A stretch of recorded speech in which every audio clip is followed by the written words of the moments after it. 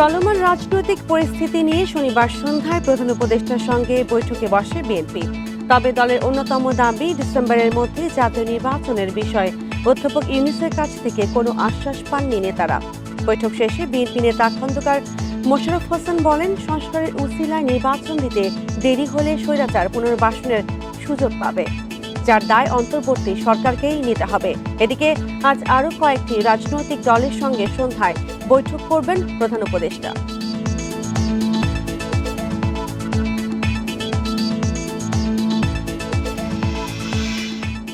আর এ নিয়ে বিস্তারিত প্রতিবেদন থাকছে সংবাদে। স্বাগত সকাল ৯টার বিরতিহীন ইন্ডিপেন্ডেন্ট সংবাদের সঙ্গে আছে আমি শাজমিন হাসান। এবার জানিয়ে দিচ্ছি শিরোনাম। সংস্কার, গণহত্যার বিচার ও নির্বাচনের রোডম্যাপ চাইল এনসিপি। ভোটের জন্য সময় বেঁধে দেয়নি জামায়াত। এই ঈদে জামা জুতো অ্যাক্সেসরিজের ডিসকাউন্ট।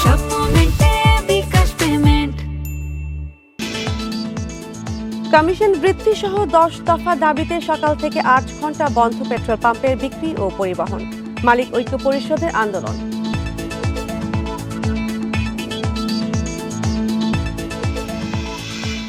শুনছিলেন প্রধান শিরোনাম, সংবাদে এছাড়াও যা থাকছে। বাজেটে বাড়তে পারে করমুক্ত আয়সীমা, মূল্যস্ফীতি বিবেচনায় 4.5 লাখ টাকা পর্যন্ত কর ছাড়ের প্রস্তাব।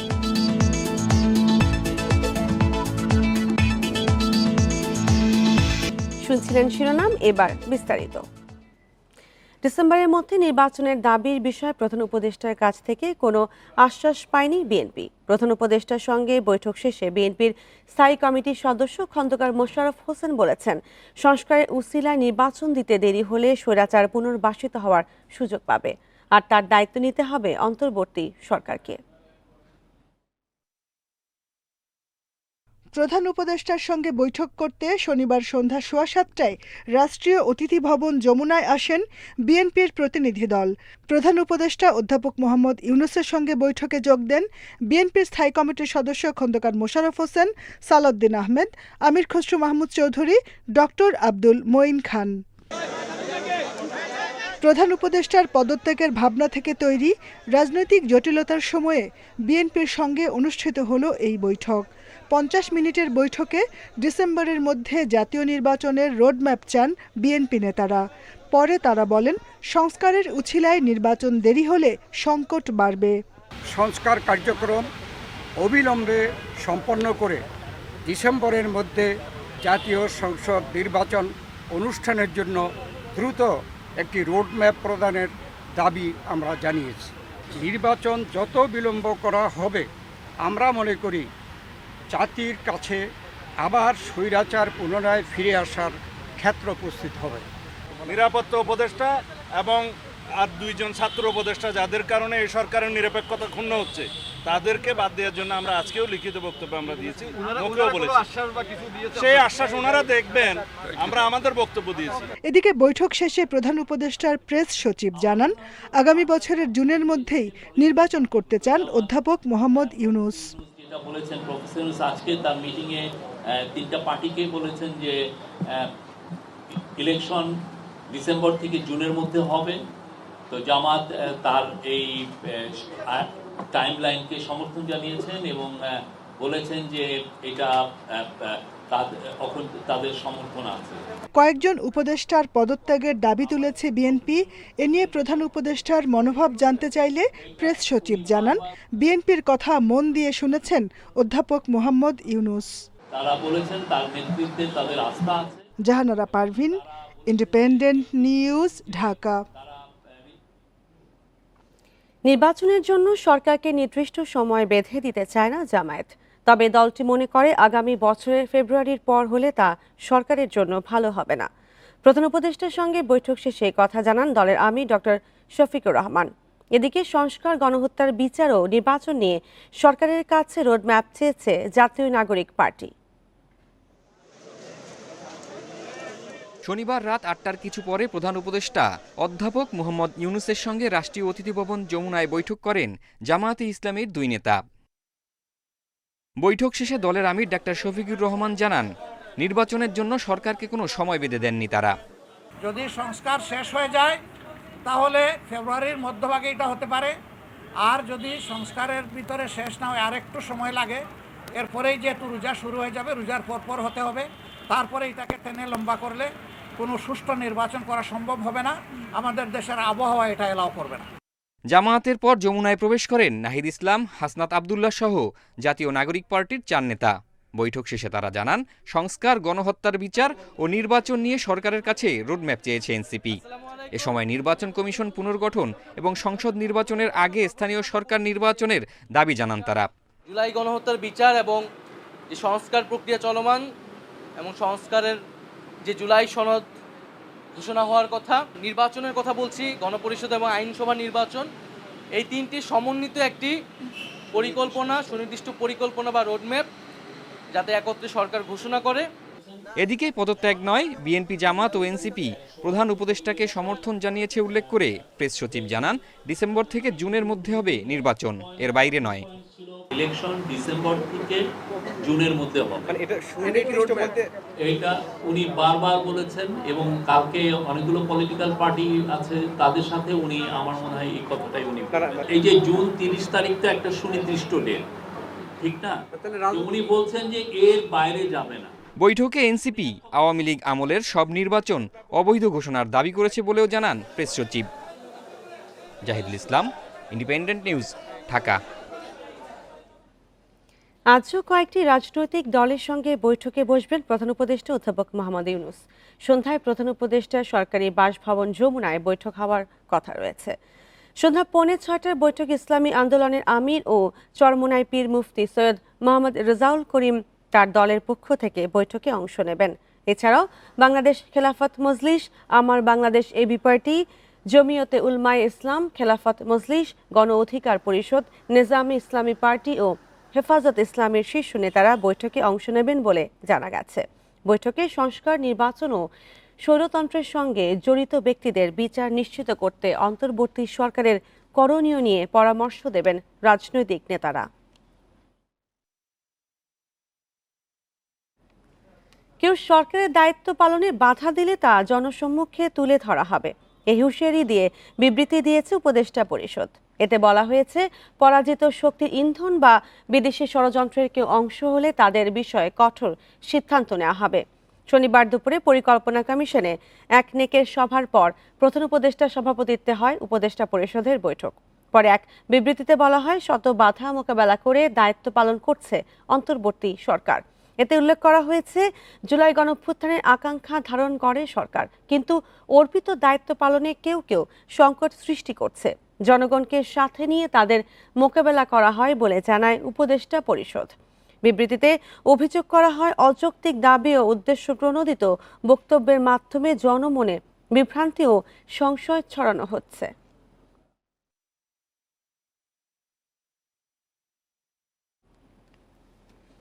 নির্বাচনের দাবি জানিয়ে বিএনপি অন্যায় করেনি বলে মন্তব্য করেছেন দলটির স্থায়ী কমিটির সদস্য ডক্টর আব্দুল মঈন খান।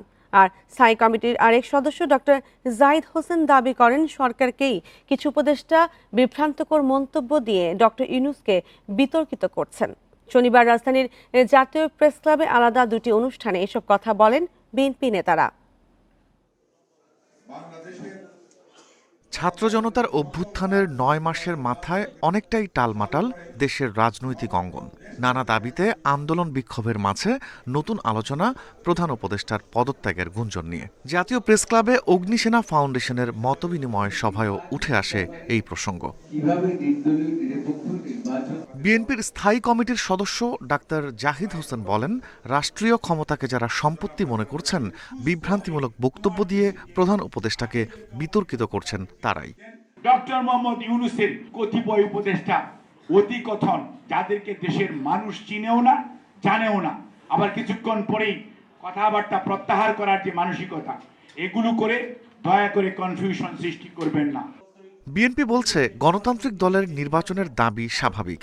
এ নিয়ে গণতন্ত্র বিরোধীরা বাধা দিচ্ছে বলে মন্তব্য করেন দলটির স্থায়ী কমিটির সদস্য ডক্টর মঈন খান। যারা আমাদের অভিহিত করছে, প্রকাশ্য করছে, পত্রিকায় লিখছে যে বিএনপি পাগল হয়ে গিয়েছে, নির্বাচনের জন্য। তো আমরা সুষ্ঠু নিরপেক্ষ নির্বাচনের জন্য যদি পাগল হয়ে থাকি, আমরা তো সঠিক পথেই যাচ্ছি, কারণ আমরা গণতন্ত্র চাই, আমরা তো এটা প্রকাশ্যে বলে থাকি। এখানে অপরাধটা কোথায়? উল্টো কথা বলতে হয়, যারা সুষ্ঠু নিরপেক্ষ নির্বাচন চায় না তারা গণতন্ত্র চায় না, তারা এদেশে মানুষের কল্যাণ চায় না। নির্বাচন নিয়ে বিশ্ব মানবাধিকার সংস্থা বাংলাদেশের একই আলোচনা অনুষ্ঠানে গণ অধিকার পরিষদের সভাপতি নুরুল হক নূর দাবি করেন, রাজনীতিবিদদের বাদ দিয়ে দেশে বিরাজনীতিকরণের ষড়যন্ত্র চলছে। আপনার রাজনৈতিক দলগুলোর সাথে সেই আস্থা বিশ্বাসের সম্পর্ক অর্জন করতে হবে। আপনি যদি শুধু কিচেন ক্যাবিনেটের ষড়যন্ত্রে আপনি যদি পা দিয়ে যদি আপনি রাজনৈতিক দলগুলোর সাথে দূরত্ব তৈরি করে ফেলেন, তাহলে আপনি নিজে অসম্মানিত হবেন, দেশকে একটা বিপদের মধ্যে ফেলাবেন। দেশে স্থিতিশীলতার জন্য নির্বাচিত সরকারের বিকল্প নেই বলেও জানান বক্তারা। Rifat Alam, independent news, Dhaka. এ সরকার নির্বাচিত নয়, তাই তাদের উচিত ডিসেম্বরের মধ্যে নির্বাচন দেওয়া। শনিবার বিকেলে বগুড়ায় তারুণ্যের সমাবেশে নজরুল ইসলাম খান এই কথা বলেন। জনগণের সরকার প্রতিষ্ঠা করাই অন্তর্বর্তী সরকারের প্রধান কাজ বলেও মন্তব্য করেন তিনি। সমাবেশে রুহুল কবির রিজভী উপদেষ্টাদের ভুল ত্রুটি শুধরে নেওয়া আহ্বান জানান। তারুণ্যের রাজনৈতিক অধিকার প্রতিষ্ঠায় বগুড়ার সেন্ট্রাল হাই স্কুল মাঠে সমাবেশের আয়োজন হয়। বৃষ্টি উপেক্ষা করে অংশ নেন রাজশাহী রংপুর বিভাগের 16 জেলার নেতাকর্মীরা।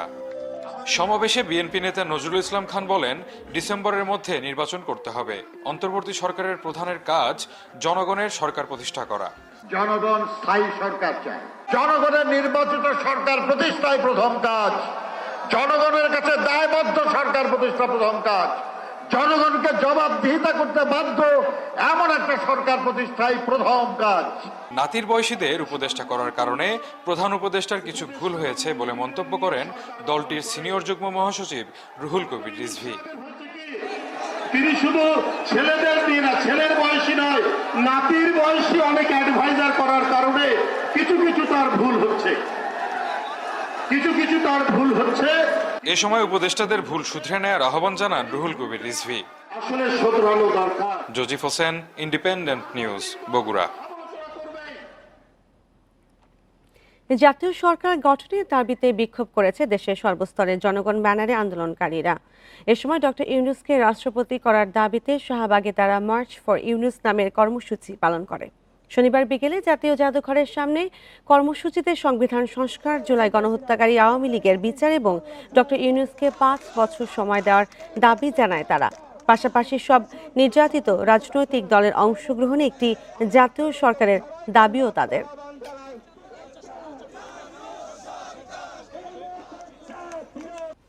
কমিশন বৃদ্ধি সহ 10 দাবিতে সকাল 6টা থেকে 8 ঘন্টা সারা দেশে পেট্রোল পাম্প বন্ধ, ডিপো থেকে তেল উত্তোলন ও পরিবহন বন্ধ রয়েছে। পেট্রোল পাম্প ও ট্যাঙ্ক লরি মালিক ঐক্য পরিষদের ডাকে চলছে এই কর্মসূচি। তাদের বিজ্ঞপ্তিতে শনিবারের মধ্যে তেল বিক্রির কমিশন ন্যূনতম 7% করা, ট্যাঙ্ক লরি চালকদের লাইসেন্স নবায়ন ও নতুন লাইসেন্স সহজসহ 10 দফা দাবি পূরণের আহ্বান জানানো হয়। দাবি পূরণ না হওয়ায় আজ সকাল 6টা থেকে দুপুর 2টা পর্যন্ত কর্মবিরতির ঘোষণা দেন তারা। এতে সারা দেশে 4,500 পেট্রোল পাম্প, ডিপো থেকে তেল উত্তোলন ও পরিবহন বন্ধ থাকছে।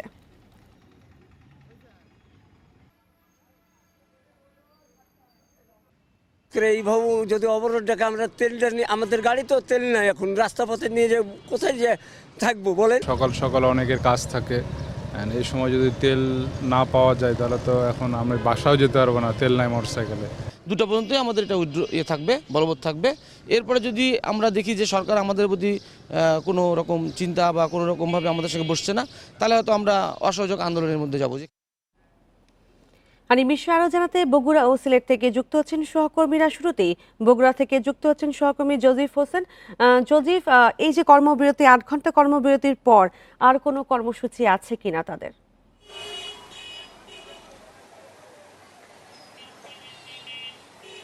আমি পেট্রোল পাম্প অনার্স অ্যাসোসিয়েশনের যিনি জয়েন্ট কনভেনার রয়েছেন তার সাথে কথা বলেছি মিজানুর রহমান সাহেব। উনি আমাকে গতকালকে যে এই বিষয়টি সম্পর্কে জানিয়েছিলেন যে কয়েক দফা তারা কিন্তু এই কর্মবিরতি ঘোষণার আগেই সরকারের বিভিন্ন পক্ষের সাথে কথা বলার চেষ্টা করেছেন, কিন্তু সেই ক্ষেত্রে আসলে তারা তেমন কোনো সাড়া পাননি। যেহেতু আজকে থেকে তারা ধর্মঘট কিংবা আধাবেলা কর্মবিরতিতে গিয়েছে, তো আশা করছেন যে আজকে সকাল 10টার দিকে তাদের একটি বৈঠক রয়েছে, সেই বৈঠকে একটা সিদ্ধান্ত আসবে বলে তারা আশা করছেন। এবং এই যে সকাল 6টা থেকে দুপুর 2টা পর্যন্ত যে কর্মবিরতি, এই কর্মবিরতিতে আসলে যারা সাধারণ চালক রয়েছেন, যাত্রীরা রয়েছেন, তারা কিন্তু বেশ ভোগান্তির মধ্যে পড়েছেন। আমরা দেখেছি এখানে যেহেতু অনেকেই আপনার পেট্রোল নিতে আসছেন কিংবা ডিজেল নিতে আসছেন, তারা কিন্তু সেখানে পেট্রোল, ডিজেল কিংবা অকটেন কোনোটি পাচ্ছেন না, যার ফলে তারা অনেকেই গাড়িগুলো পাশে রেখে চলে যেতে দেখেছি। এছাড়া এই সিএনজি চালিত যে অটোরিকশাগুলো রয়েছে, সেই সিএনজি চালিত রিকশা এবং সিএনজি চালিত যে পাম্প অনার্স অ্যাসোসিয়েশন, তারাও কিন্তু সহমত পোষণ করেছেন। আপনাকে একটি বিষয় জানিয়ে রেখে যে এই কর্মবিরতিটি আসলে পালন করা হচ্ছে 7% কমিশন বৃদ্ধি এবং আরও যে বিষয়গুলো রয়েছে যে ফায়ার সার্ভিসের লাইসেন্স বাতিল এবং এই পেট্রোল পাম্প পরিচালনার জন্য যে ধরনের লাইসেন্সগুলো বর্তমানে আরোপ করা হয়েছে, পরিবেশ, কলকারখানা সহ অন্যান্য যে লাইসেন্সগুলো আরোপ করা হয়েছে সেগুলো যাতে প্রত্যাহার করা, এটি কিন্তু আমাদেরকে 10 দফা যে দাবি, সেই দাবি থেকে আমরা জানতে পেরেছি। তো এই বিষয়গুলো যাতে অতি দ্রুত সময়ের মধ্যে সমাধান করা হয়, এটি কিন্তু প্রত্যাশা করছেন এখানকার পেট্রোল পাম্পের যে মালিক রয়েছেন এবং একই সাথে যাত্রীরা যারা রয়েছেন, তারা কিন্তু সেটি প্রত্যাশা করছেন। জি জদীপ, ধন্যবাদ। এখন সিলেট থেকে যুক্ত হচ্ছেন সহকর্মী রানা মজুমদার। রানা, মালিক পক্ষের সাথে বিষয়ে কোনো কথা হয়েছে কিনা, জনভোগান্তি কতটা?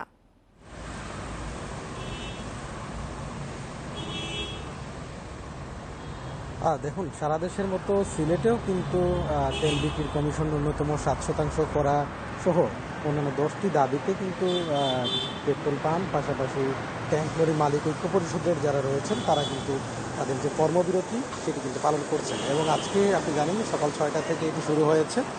আমরা এই মুহূর্তে রয়েছি সিলেটেরই একটি পেট্রোল পাম্পে, এটি হচ্ছে মূলত চৌকিদিকি এলাকায়, এবং এখানকার যারা সংশ্লিষ্ট কর্মকর্তারা যারা রয়েছেন তাদের সঙ্গে এসে আমরা কথা বলেছিলাম। তারা যে বিষয়গুলো জানিয়েছেন যে তাদের কয়েকটি দাবি তারা আসলে উল্লেখ করেছেন, সেগুলোর মধ্যে রয়েছে সৌজ অধিদপ্তরের ইজারা ভূমির মাসুল আগের মতো বহাল রাখার, পাশাপাশি নবায়নকালীন সময়ে নির্ধারিত ইজারা মাসুলের পে অর্ডার সহ আবেদন নির্বাহী প্রকৌশলীর দপ্তরে জমা দিলে সেটিকে নবায়ন হিসেবে গণ্য করা, এবং বিএসটিআই এর পূর্বের নিয়ম অনুযায়ী ডিসপেন্সিং ইউনিট স্ট্যাম্পিং ও পরিমাপ যাচাই কার্যক্রম পরিচালনা। এর বাইরেও আসলে তারা বলছেন যে ঘর কিংবা খোলা জায়গায় অবৈধভাবে মেশিন স্থাপন করে জ্বালানি তেল বিক্রি বন্ধ করা, এরকম আসলে মূলত 10টি দাবিতেই আজকের এই কর্মসূচি তারা পালন করছেন। সেক্ষেত্রে আসলে এখানকার যারা মালিক কিংবা যারা সংশ্লিষ্ট কর্মকর্তারা যারা রয়েছেন তাদের সঙ্গে আমরা কথা বলেছিলাম। তারা যে বিষয়টি জানিয়েছেন যে মূলত আজকে তারা ঢাকায় গিয়েছেন, তাদের যে কেন্দ্রীয় সভা রয়েছে সেখানে মূলত তারা সরকার পক্ষের সংশ্লিষ্ট কর্মকর্তারা যারা রয়েছেন তাদের সঙ্গে কথা বলার চেষ্টা করবেন, এবং এক্ষেত্রে তাদের যে দাবি দাওয়াগুলো রয়েছে, যে 10টি দাবি দাওয়াগুলো রয়েছে সেগুলো যদি আসলে পূরণ না করা হয় তাহলে তারা এই যে আসলে পেট্রোল পাম্প বন্ধ করে দেওয়ার মতো এবং পরবর্তীতে আরও কঠোর কর্মসূচি তারা দিবেন। এবং এক্ষেত্রে আসলে সবচেয়ে বেশি ভোগান্তির সম্মুখীন হচ্ছেন কিন্তু সাধারণ জনগণ। আমরা এখানে এসে যে বিষয়টি দেখতে পেরেছি যে আসলে অনেকেই কিন্তু অফিসে আদালতে যাচ্ছিলেন, এবং তারা কিন্তু এইভাবে আসলে অতর্কিতভাবে যখন এভাবে আকস্মিকভাবে যখন এই ধরনের কর্মসূচি দেওয়া হয় তখন কিন্তু অনেকেই এখানে এসে তারা কিন্তু আসলে হতাশ হয়ে ফিরে গিয়েছেন, এবং অনেক গাড়ি কিন্তু আমরা দেখেছি যে আসলে এখানে এসে তেল না পেয়ে তারা খুব ঝেড়েছেন আমাদের কাছে, এবং তারা বলেছেন যে এভাবে আসলে নাগরিকদেরকে জিম্মি করে এই যে কর্মসূচি বাস্তবায়ন, এটিকে তারা আসলে সুন্দরভাবে দেখছেন না, এটি একটি বিষয়। এবং আরেকটি বিষয় হচ্ছে যে অনেকেই ভেবেছিলেন যে যাত্রাপথে কিংবা অফিসে যাওয়ার সময় তারা তেল ভরবেন, তো সেক্ষেত্রে আসলে সেই বিষয়টি যখন হচ্ছিল না তখন তারা অত্যন্ত হতাশ হয়েছেন। পাশাপাশি আরেকটি বিষয় একটু জানিয়ে রাখতে চাই, সেটি হলো যেই গ্যাস পাম্পগুলো রয়েছে সেখানে কিন্তু আসলে মূলত গ্যাস দেয়া হচ্ছে, তবে তেলের ক্ষেত্রেই মূলত হচ্ছে যে কিংবা পেট্রোল পাম্পের যে তেলের যেই ইয়াগুলো রয়েছে সেখানে কিন্তু আসলে কোনোভাবেই এই কার্যক্রমটি পরিচালিত হচ্ছে না। তো আজকে 2টা পর্যন্ত চলবে এই কর্মসূচিটি, এবং তারা জানিয়েছেন যে পরবর্তীতে তারা সরকারের সাথে মিটিংটি সুপ্রসূ না হলে তখন কিন্তু আরও কঠোর কর্মসূচি দিবেন। জি ধন্যবাদ। পাঙ্ক মালিকদের ধর্মঘট এবং সেই বিষয়ে সিলেট ও বগুড়া থেকে জানাচ্ছিলেন সহকর্মীরা। এবার থাকছে আসন্ন বাজেট নিয়ে বিশেষ প্রতিবেদন।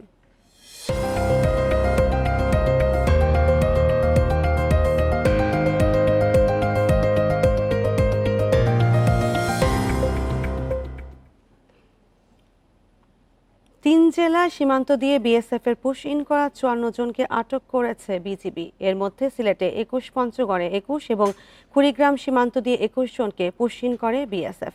শনিবার বিজিবি জানায় জকিগঞ্জের লোভাছড়া সীমান্ত এলাকা দিয়ে ভোরে ২১ জনকে আটক করে বিজিবি টহল দল। আটকদের মধ্যে ৪ জন নারী ও ৫ জন শিশু। প্রশাসন বলছে তাদের পরিচয় নিশ্চিতের কাজ চলছে। কুড়িগ্রামের ভুরুঙ্গামারি সীমান্ত দিয়ে ১২ জন বাংলাদেশিকে ফেরত পাঠিয়েছে ভারতীয় সীমান্তরক্ষী বাহিনী।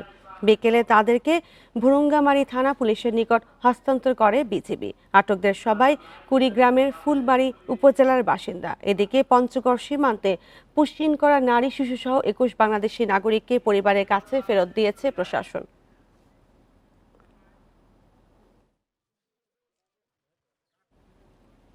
পাহাড় ধস সহ নানা কারণে কাপ্তাই হ্রদের তলদেশ ভরাট হয়ে অনেক এলাকা নৌ চলাচলের অনুপযোগী হয়ে পড়েছে। বছরে প্রায় ৫ মাস রাঙামাটি জেলা শহরের সাথে ৪ উপজেলার একমাত্র যোগাযোগ নৌপথে চলাচল অনেকটা বন্ধ হয়ে যায়। নৌযান চলায় ভোগান্তি ছাড়াও পরিবহন সংকটে নষ্ট হয় এই অঞ্চলের বিভিন্ন কৃষিপণ্য।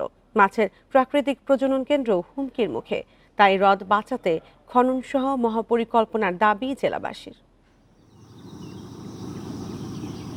সড়ক না থাকায় রাঙামাটির ৪ উপজেলা বিলাইছড়ি, জুরাছড়ি, বরকল ও লংগদুর সাথে জেলা সদরের যোগাযোগে নৌপথই ভরসা। তবে গত কয়েক বছরে কাপ্তাই হ্রদের তলদেশ ভরাট হওয়ায় বছরে ৪ থেকে ৫ মাস নৌযান চলাচল কঠিন হয়ে পড়েছে।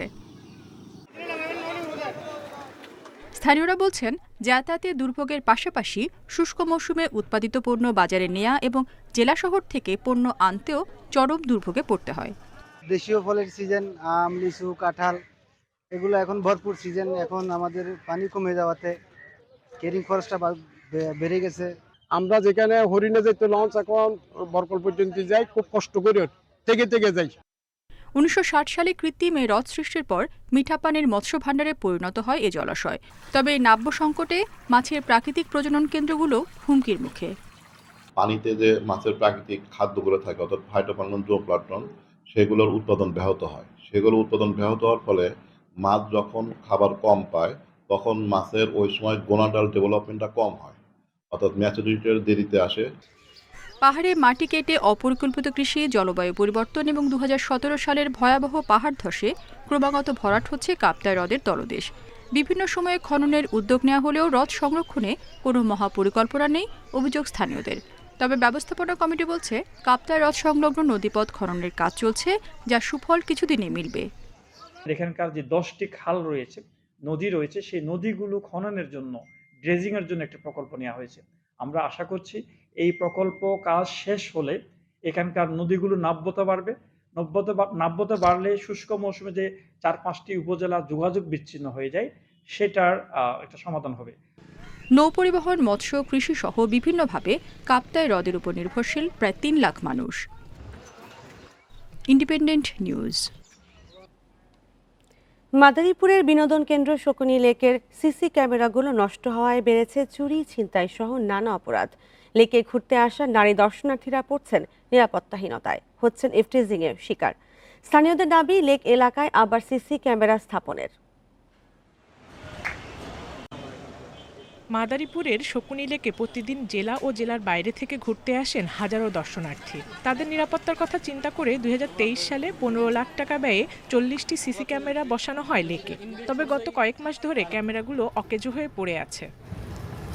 সিসিটিভি ক্যামেরা অকেজো হওয়ায় বিনোদন কেন্দ্রটিতে চুরি, ছিনতাই ও ইফটিজিং সহ নানা অপরাধমূলক কাজ বেড়েছে বলে অভিযোগ স্থানীয়দের। কিশোর গ্যাং আছে, ইফটিজিং এর শিকার হই আর কি আমরা এখানে। তো সিসি ক্যামেরা থাকলে কি ওরা একটা ভয়ে থাকে আর আমাদের কাছেও একটা নিরাপত্তা লাগে আর কি। কিছুদিন আগে বাচ্চা চুরি গেছে, সিসি ক্যামেরা থাকলে সেখানে ধারাবাহিক দেখতে পারতো, কোনে গেল, মুখ করলে তো পা দিয়ে দেখা যেত। নিরাপত্তাহীনতার সংখ্যায় লেকে কমেছে দর্শনার্থী। দাবি উঠেছে নিরাপত্তার স্বার্থে দ্রুত সিসিটিভি ক্যামেরা মেরামতের। এগুলো রক্ষার জন্য আমাদের এখানে সিসি ক্যামেরা অবশ্যই প্রয়োজন। অতি দ্রুত এই সিসি ক্যামেরা যাতে আমাদের লেগ করে দেওয়া হয়। নতুন করে আবার এগুলা যেভাবে না হয় আর সিসি ক্যামেরাগুলো আরো দ্রুত গতিতে বাড়াই দেওয়ার জন্য জনগণের নিরাপত্তার কথা মাথায় রেখেই দ্রুতই ব্যবস্থা নেওয়ার কথা জানিয়েছেন পৌরসভার প্রশাসক। ভেঙে ফেলা হয়েছিল গন্ডগোলের সময়, আর বাকিগুলো অকেজ হয়ে গিয়েছিল। কয়েকটা ক্যামেরা বোধহয় পাওয়া গিয়েছিল, ওগুলো খুলে পৌরসভায় রাখা হয়েছে। তো আমরা এটা চিন্তা করছি আবার নতুন করে আমরা এটাকে পুনঃস্থাপন করা যায় কিভাবে, এই প্রক্রিয়া আমরা হাতে নিচ্ছি। মাদারীপুর শহরের একমাত্র বিনোদন কেন্দ্র শকুনি লেক 2015 সালে 22 কোটি টাকা ব্যয়ে লেকের সৌন্দর্য বর্ধন করে পৌর কর্তৃপক্ষ। Independent news. শিল্প কারখানায় ভূগর্ভের পানি ব্যবহারের মূল্য পরিশোধ করতে হবে বলে জানিয়েছেন পরিবেশ উপদেষ্টা সৈয়দা রেজওয়ানা হাসান। এছাড়া নদী দূষণ নিয়ন্ত্রণে এবং শিল্প কারখানার ব্যবহৃত পানি পরিশোধন করে পুনরায় ব্যবহার উপযোগী করার ব্যবস্থা নেওয়ার কথা জানান তিনি। শনিবার সন্ধ্যায় গাজীপুর শহরের পিটিআই অডিটোরিয়ামে নদী ও জলাভূমি সিম্পোজিয়াম অনুষ্ঠানে এসব কথা বলেন তিনি। উপদেষ্টা বলেন, 5 আগস্টের পর যেসব বনভূমি দখল হয়েছে, যেখানে আইনি জটিলতা নেই, সেগুলো আগে উচ্ছেদ করা হবে। এছাড়া যেসব বনভূমিতে আইনি স্থিতাবস্থা নেই, স্থগিতাদেশ নেই, সেগুলোকে টার্গেট করে উচ্ছেদ অভিযান চালানো হবে। এ সময় নদী ও জলাভূমি সিম্পোজিয়াম থেকে 16টি প্রস্তাবনা তুলে ধরা হয়। এই বিষয়ে কার্যকর পদক্ষেপ নেওয়ার আহ্বান জানানো হয়।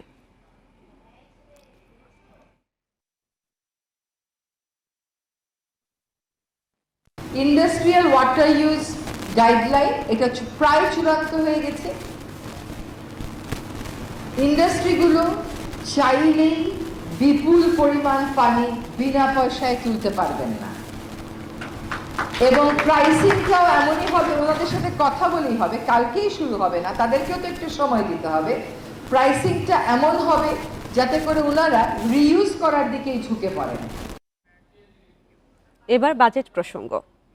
আসছে অর্থ বছরে বাজেটে ব্যক্তি শ্রেণীর করদাতাদের জন্য আসতে পারে সুখবর।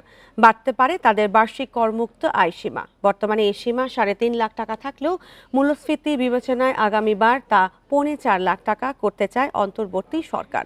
পরিকল্পনা উপদেষ্টা জানালেন, সাধারণ করদাতাদের স্বস্তি দেওয়ার উদ্যোগ থাকছে আগামী বাজেটে। গত 1 বছরের বেশি সময় ধরে মূল্যস্ফীতির চাপে হিমশিম খাচ্ছেন নিম্ন আয়ের করদাতারা। তবে এখন তা কিছুটা কমলেও সহনীয় মাত্রায় আসেনি। করদাতাদের স্বস্তি দিতে 2023-24 অর্থ বছরে বার্ষিক করমুক্ত আয়সীমা 50,000 টাকা বাড়িয়ে 3.5 লাখ টাকা করা হয়। কিন্তু পরে মূল্যস্ফীতি বাড়লেও বাড়েনি করমুক্ত আয়সীমা। এমন পরিস্থিতিতে বিভিন্ন মহল থেকে করমুক্ত আয়সীমা বাড়ানোর দাবি উঠেছে।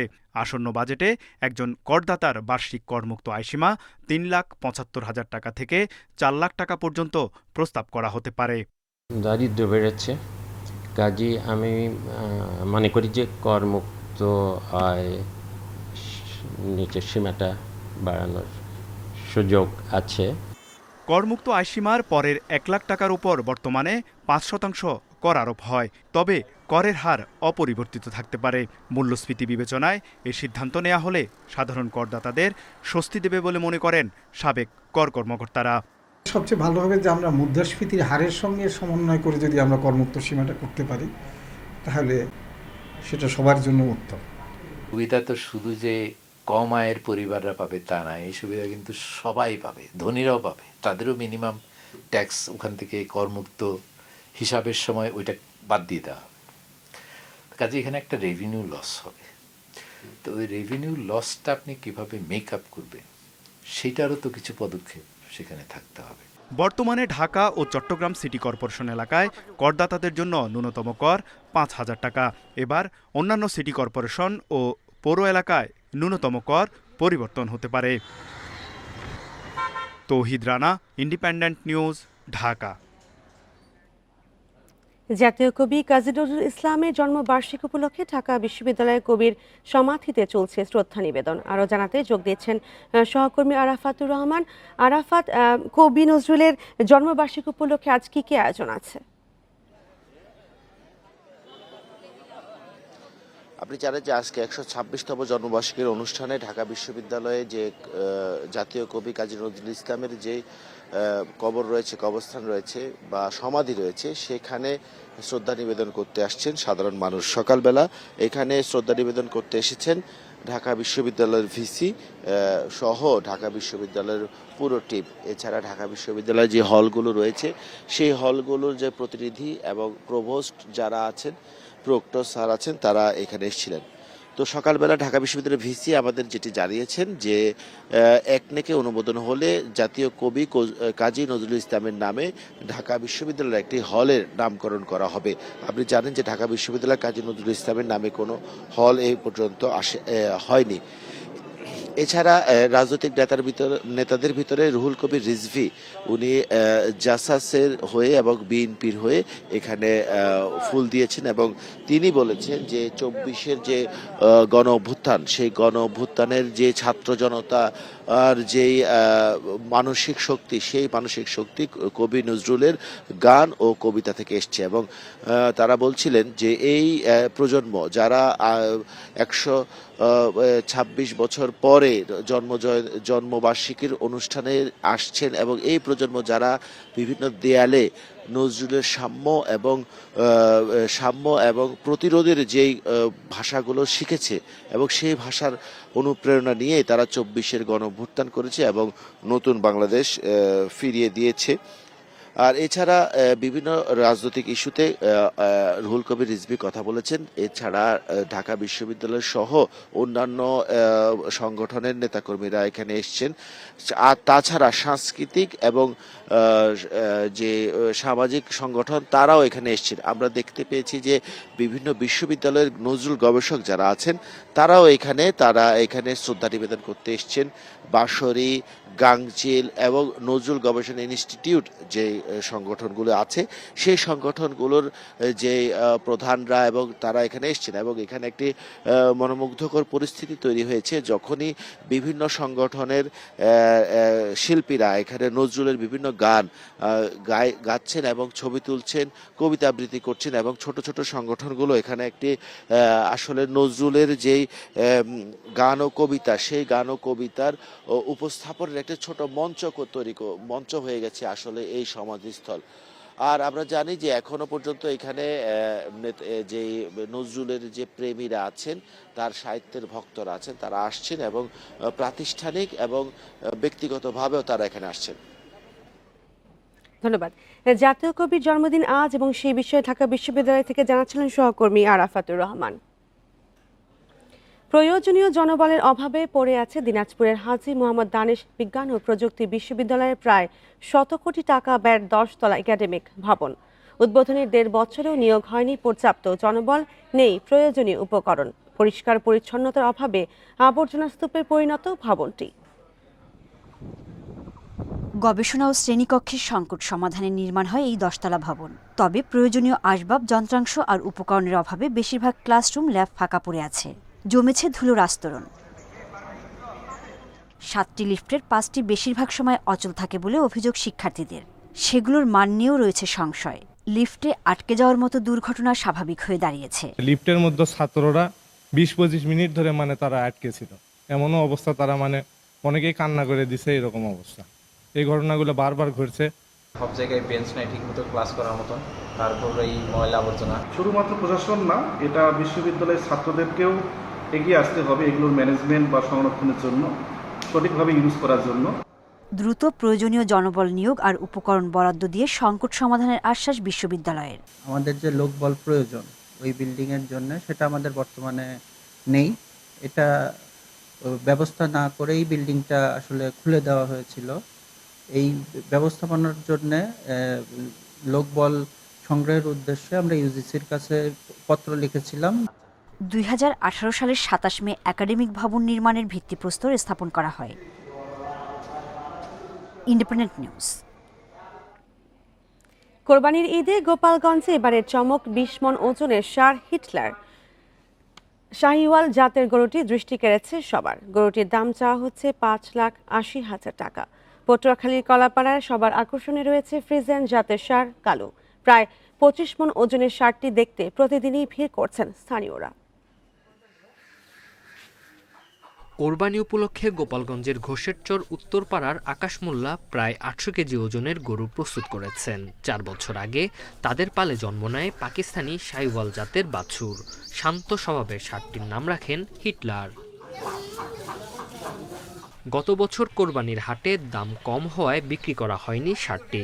ঘাস গম সহ দেশীয় খাবার খাইয়ে বড় করে তোলা ষাটটির ওজন প্রায় 20 মণ, যার দাম চাওয়া হয়েছে 5,80,000 টাকা। এর রশি ছাড়াই আমি সবসময় পালন করছি, আর সম্পূর্ণ প্রাকৃতিক খাবার দিয়ে লালন পালন করা হয়েছে। এই গরু রশি ছাড়া টাউন আমার ছেলে গরু নিয়ে বেড়ায়, আমার ছেলে সামনে থাকে, আমি থাকি পিছে, কোনো লোক হামলা করে না। ইতিমধ্যে হিটলার এলাকায় সাড়া ফেলেছে। প্রতিদিনই ষাটটি দেখতে ভিড় করছেন উৎসুক জনতা। আমরা এই গরুর সাথে খেলা করি, ঘাড়ে উঠে চুলকাই দিই, রাস্তায় বসে ওর সাথে ঘুরি। সবাই হাতাচ্ছে, ধরতিছে, আমরা যে গরুর সামনে দাঁড়ায় আছি, গরুটা খুব নরম ভদ্র। পটুয়াখালীতে আলোচনার কেন্দ্রবিন্দুতে ফ্রিজিয়ান জাতের ষাঁড় কালু। দৈর্ঘ্যে 10 ফুট ও প্রস্থে 7.5 ফুটের বিশাল দেহের ষাঁড়টির ওজন প্রায় 25 মণ। ষাঁড়টির দাম চাওয়া হয়েছে 8 লাখ টাকা। দানাদারটা কম খাওয়াই, ঘাস বেশিরভাগ ঘাস খাওয়াই, 25 মণ ওয়েট আছে। গরু লালন পালনের বিভিন্ন পরামর্শ দিয়েছেন উপজেলা প্রাণী সম্পদ কর্মকর্তা। খামারিদের সব ধরনের সহযোগিতা দেওয়ার পাশাপাশি নতুন খামারিদের অনুপ্রাণিত করা হচ্ছে বলেও জানান তিনি। এবং তার সাথে হচ্ছে আমাদের সার্বক্ষণিক যোগাযোগ, আমাদের পরামর্শ, এগুলো তার সাথে হচ্ছে আমাদের কন্টিনিউ আছে। এতে যারা গবাদি পশু লালন পালন করতে চায় স্বাস্থ্যসম্মত উপায়ে বৈজ্ঞানিকভাবে, তাদেরকে আমরা বিভিন্ন সময় ট্রেনিং দিয়ে থাকি, পরামর্শ দিয়ে থাকি। পটুয়াখালীর কলাপাড়ায় ছোট বড় মিলিয়ে প্রায় 90টির মতো গরু ছাগলের খামার রয়েছে। এবছর উপজেলায় কোরবানির জন্য প্রস্তুত রয়েছে 22,000 গরু, মহিষ ও ছাগল। Tanjil Hasnat, independent news. আর এই ছিল এখনকার সংবাদে। ধন্যবাদ সবাইকে।